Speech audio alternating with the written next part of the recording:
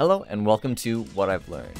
Today we're going to be talking a bit about the first installment of the Hyperdimension Neptunia franchise, aka Hyperdimension Neptunia Rebirth 1. I just recently finished this game, and I can definitely say that I learned quite a bit the hard way on how these games work. What makes them a good experience for those willing to stick with it, and sometimes a bad experience for those who don't know how it might work out. Anyways, let's get into it.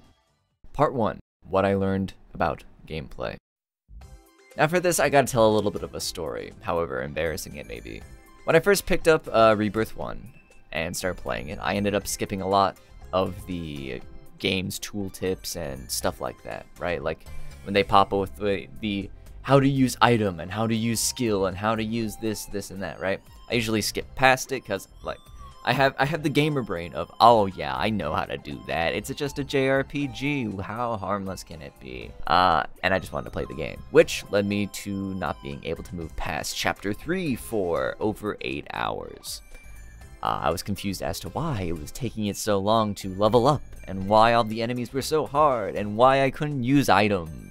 You see, I didn't end up reading the tooltips, so I was unaware of the numerous dungeons that could help me out each chapter, level up in between the bits with the hard enemies and then the easy enemies, and getting the XP and to beat the main bosses and get the weapons and the plans that I was missing. Not to mention, I didn't know actually how to use items for almost a full year. That's right, I bought this game almost a full year ago and I only just beat it now. I'll be honest, I found out how to do it by accident, because I dropped my controller while in the fight, and it changed the little menu at the bottom right to like turn HDD on and use items and flee and stuff like that. So yeah, that was fun.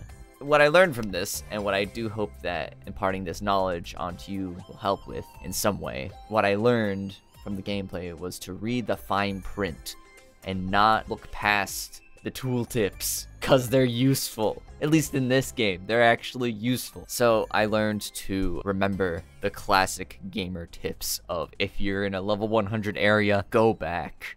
There must be something else there that you must do. Anyways, moving on. Part 2. What I learned from the story. The story is honestly why a lot of people would play this game. If you search a little bit about Rebirth, some of the first things that you'll see in the reviews are people saying that it's a visual novel first and a JRPG second, and honestly, I'd be inclined to agree. I won't go super in-depth about it, but you can pretty much sum it up as a small, overactive anime girl with an addiction to pudding goes on a journey to regain her memories with the help of the voices in her head, a flunked-out nurse, and a ninja. All the while, the anime girl breaks down the hard barriers that have been built up between people with her power and inability to read the room. Now, at the end of the day, what I learned from the overarching plot of the story was something quite simple. Old gaming jokes from the 2010s are still good. They're still funny, especially the writing in this game. I just gotta say, real quick, this is off script, but I genuinely love the writing in this game. It's really funny.